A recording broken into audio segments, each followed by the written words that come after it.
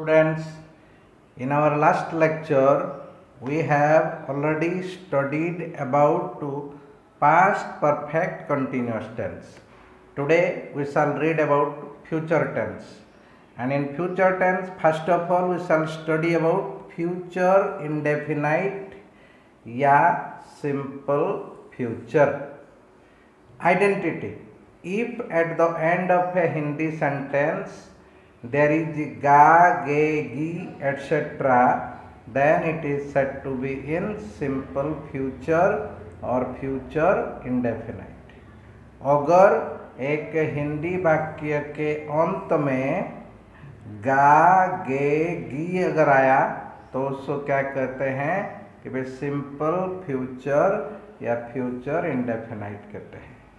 Example, वह गाना गाएगा, तो क्या है गाएगा, लास्ट में गाएगा आया, इसलिए इसको फ्यूचर इंडेफिनाइट बोलते हैं। हर दिल जो प्यार करेगा, गा आया, तो इस तरह गा, गे, गी अगर आया तो उसको सिंपल फ्यूचर या फ्यूचर इंडेफिनाइट कहते हैं। तो उसमें क्या स्ट्रक्चर है, और इसमें साल या विल के साथ भर की फर्स्ट फॉर्म का प्रयोग किया जाता है। साल और विल के साथ भर की फर्स्ट फॉर्म का प्रयोग किया जाता है। साल का प्रयोग करते हैं, we use shall with the subject I and we. I और वी सब्जेक्ट के साथ सेल का प्रयोग किया जाता है। And for the rest of the subjects, और बाकी सब्जेक्ट के लिए वी शैल यूज विल। बाकी सब्जेक्ट के लिए हम विल का प्रयोग करते हैं, जैसे you will, he will, she will, it will, they will, etcetera. Okay, next uses. Number 1, to describe an action that will happen in future time. ऐसे एक एक्शन को वर्णन करने के लिए या बोध कराने के लिए सिंपल फ्यूचर या फ्यूचर इंडेफिनाइट का प्रयोग किया जाता है, जो कि फ्यूचर टाइम में, भविष्य के समय में होगा। ठीक है। Example, he will help you, वह आपका मदद करेगा, मतलब भविष्य में ये हेल्प करने की काम होगा, इधर दिखा रहा है। He will go to market tomorrow, वह कल मार्केट जाएगा। My brother will be 25 next year, मेरा भाई अगले साल 25 साल का हो जाएगा। इस तरह इसको सिंपल फ्यूचर या फ्यूचर इंडेफिनाइट प्रयोग करते हैं। जैसे सेंटेंस में आप देख रहे हैं कि टुमारो, नेक्स्ट ईयर, इस तरह आया तो प्रेजेंट इंडेफिनाइट टेंस लगता है। Next, in conditional sentence to express principal clause. Principal clause को एक्सप्रेस करने के लिए कंडीशनल सेंटेंस में भी फ्यूचर इंडेफिनाइट टेंस का प्रयोग करते हैं। जैसे इफ कंडीशनल क्लॉज है, इधर इफ कंडीशनल क्लॉज है, तो इसमें ये जो इफ से पहले जो भाग है इसको प्रिंसिपल क्लॉज बोलते हैं, और इफ के बाद वाले जो भाग है इसको सबऑर्डिनेट क्लॉज बोलते हैं। तो इस तरह प्रिंसिपल क्लॉज में साल के साथ भर की फर्स्ट फॉर्म का प्रयोग किया गया, और सबऑर्डिनेट क्लॉज में प्रेजेंट इंडेफिनाइट टेंस का प्रयोग करते हैं। अगर इफ कंडीशनल क्लॉज है तो इसमें प्रिंसिपल क्लॉज में अगर शाल, विल, कैन के साथ भर की फर्स्ट फॉर्म का प्रयोग है, तो सबऑर्डिनेट क्लॉज में प्रेजेंट इंडेफिनाइट टेंस यानी कि भर की फर्स्ट फॉर्म का प्रयोग करते हैं। लाइकवाइज, व्हेन इट रेन्स, जब ये बारिश होगा, द प्लांट्स विल ग्रो, पौधे उगेंगे। यहाँ प्लांट्स विल ग्रो ये प्रिंसिपल क्लॉज है, और व्हेन इट रेन्स ये सबऑर्डिनेट क्लॉज है। तो सबऑर्डिनेट क्लॉज प्रेजेंट इंडेफिनाइट में है और प्रिंसिपल क्लॉज फ्यूचर इंडेफिनाइट में है। Next, in the structure subject plus has और have plus infinitive. Subject plus has और हैव प्लस इन्फिनेटिव यानी कि टू इन्फिनेटिव के स्ट्रक्चर में फ्यूचर इंडेफिनाइट टेंस का प्रयोग करते हैं। जैसे I have to go there, मुझे वहाँ जाना होगा, जाना पड़ेगा। तो मतलब ये जो जाने की जो काम है अब तक हुआ नहीं है, इसलिए इस तरह स्ट्रक्चर को भी सिंपल फ्यूचर या फ्यूचर इंडेफिनाइट कहा जाता है।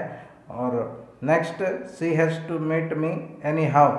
हैज़ टू मीट मिलना होगा या मिलना है, यानी कि मिला नहीं है अब तक, ये मिलने की काम आगे होना है, इसलिए इसको सिंपल फ्यूचर भी बोलते हैं। Next, subject plus is am are plus infinitive के स्ट्रक्चर में भी प्रयोग किया जाता है। जैसे you are to appear the examination, आपको एग्जामिनेशन अपीयर करना होगा, अपीयर करना है या आप एग्जामिनेशन अपीयर करने वाले हैं, यानी फ्यूचर कंटिन्यूअस टेंस या future progressive. What is the identity? The identity of future continuous और future progressive is if at the end of a Hindi sentence there is रहा होगा, रही होगी, रहे होंगे etcetera, then it is said to be in future continuous और future progressive. अगर हिंदी वाक्य के अंत में रहा होगा, रही होगी, रहे होंगे इस तरह आया तो फ्यूचर कंटिन्यूअस टेंस या फ्यूचर प्रोग्रेसिव बोलाता है। एग्जाम्पल, वह खेल रहा होगा, हम दौड़ लगा रहे होंगे, जैसा रहा होगा, रही होगी, रहे होंगे आया तो उसको हम क्या बोलते हैं? फ्यूचर कंटिन्यूअस टेंस बोलते हैं। क्या स्ट्रक्चर है? शाल और विल प्लस बी प्लस भर प्लस आईएनजी। शाल बी या विल बी के साथ भर की आईएनजी फॉर्म का प्रयोग किया जाएगा। जैसे प्रेजेंट कंटिन्यूअस में इजेमार के साथ भर के आईएनजी फॉर्म प्रयोग किया जा रहा था। पास्ट कंटिन्यूअस टेंस में वाजोर के साथ भर के आईएनजी फॉर्म प्रयोग किया जा रहा था। इस तरह फ्यूचर कंटिन्यूअस टेंस में शाल या विल प्लस बी प्लस भर की आईएनजी फॉर्म का प्रयोग किया जाएगा। Uses to describe an action that will continue for some time in future.